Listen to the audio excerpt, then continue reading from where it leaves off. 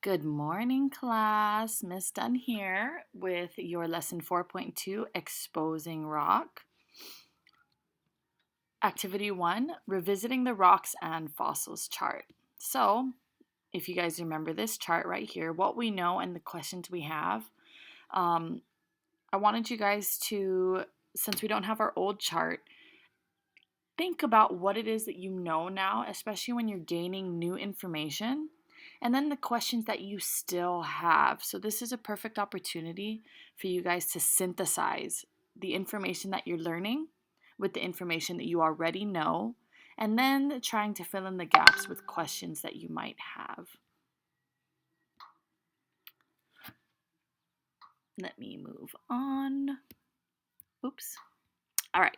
So, for this chapter, chapter 4, we have a key concept here. Rock can be broken down and eroded by things in the environment, such as wind, water, plants, and ice.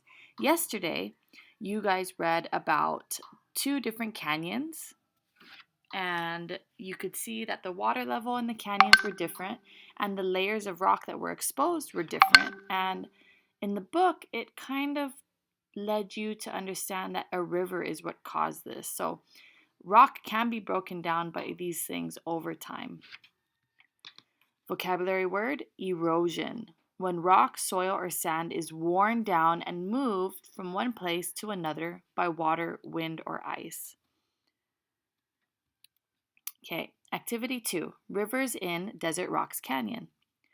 Both of these canyons are in Desert Rocks National Park. What do you think might be causing erosion in the two canyons?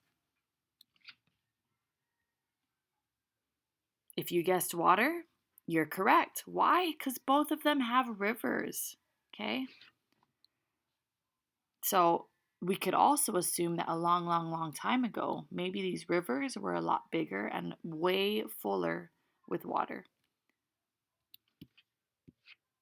Okay. So this picture, familiar from yesterday, thinking about Desert Rocks Canyon and Keller's Canyon, why do you think that one canyon is deeper than the other? Some of you might say maybe the river was bigger. Maybe the river was stronger, or maybe the river moved faster. Or if you're thinking about erosion, you might say that more rock was eroded in Desert Rocks Canyon than in Keller's Canyon. Next, we're going to investigate this question. What affects the amount of rock that water can erode? We'll begin by looking for information in Rocky Wonders about water eroding rock, specifically about canyons that are eroded by rivers. We're going to use the book to locate and read information about canyons with rivers. So you can see right here, this is page 18 in your book. How can rivers erode rock? This is for number 1, 2, and 3. You can see it's a diagram, right? So these 3 pictures show what happens in sequence. How can rivers erode rock? When rivers flow over rock, they pick up sediment and carry it away.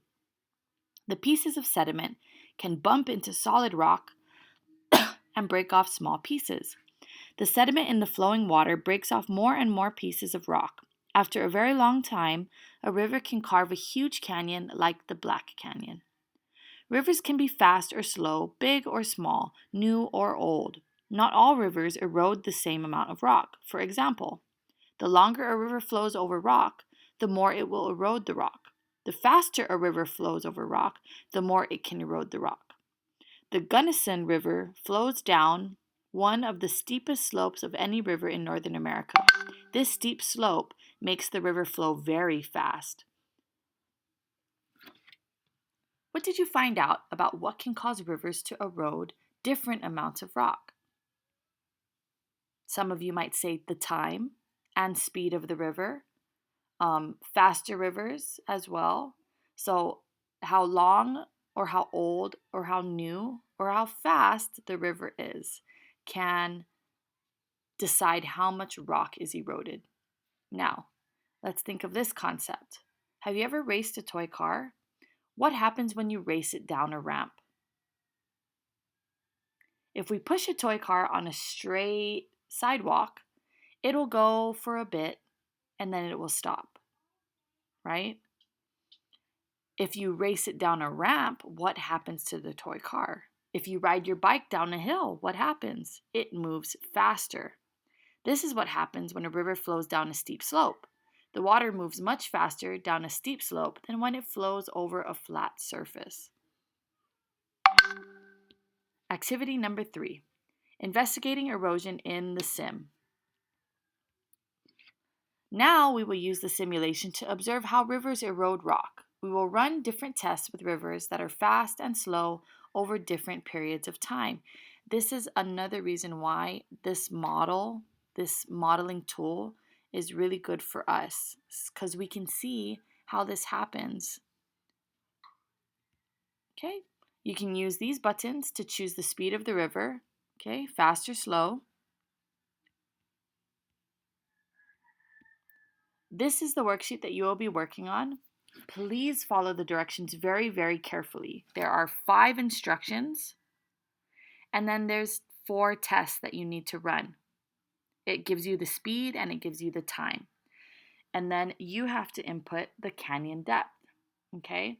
You will make and record predictions, run tests in the sim, and record data in the table on this worksheet.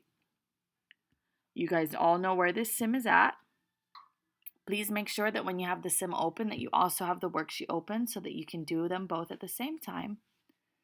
Complete the investigation on your worksheet and be sure to record your predictions before running the tests.